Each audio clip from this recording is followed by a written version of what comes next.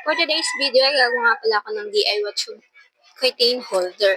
So, eto na nga siya, oh. Dating tali lang yung gamit namin sa curtain namin. So, nakakita nga pala ako ng mga tubo na maliliit. So, kinuha ko yun. Nakasako na nga eh. Bakit tapon? Sayang naman. So, kinuha ko na. Kinuha din ako ng kawayan na ipang tutusok ko sa dalawa. Ipang kukunik ko. Gagamitin ko siyang connection jar. Ang kukunik ko nga pala yung kahoy na yan.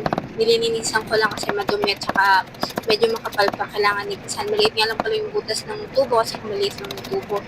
So, hindi rin naman abot yung tubo sa bintana namin. So, kailangan idugtong ko yung dalawang tubo. So, ginamitan ko ng kahoy para pandugtong.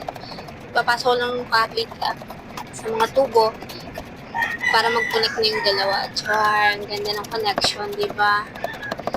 So, ayan na nga, oh. Tinatry ko nga eh, hindi pa rin kasya. So, mekos-mekos lang, linis-linis, bawas-bawas, para magkasya. At ayun na nga, nagkasya na. Nilagyan pa rin pala ng tape yan, mga moms, para matibay ko, no? Para hindi sila maghiwalay. So, ayan na. Ikakabit ko na nga pala yan sa cortina namin. Nakatali nga lang pa yung cortina namin, kaya nakalaylay. So, parang pangit talagang tingnan. Naiinis ako. So, ayun na nga.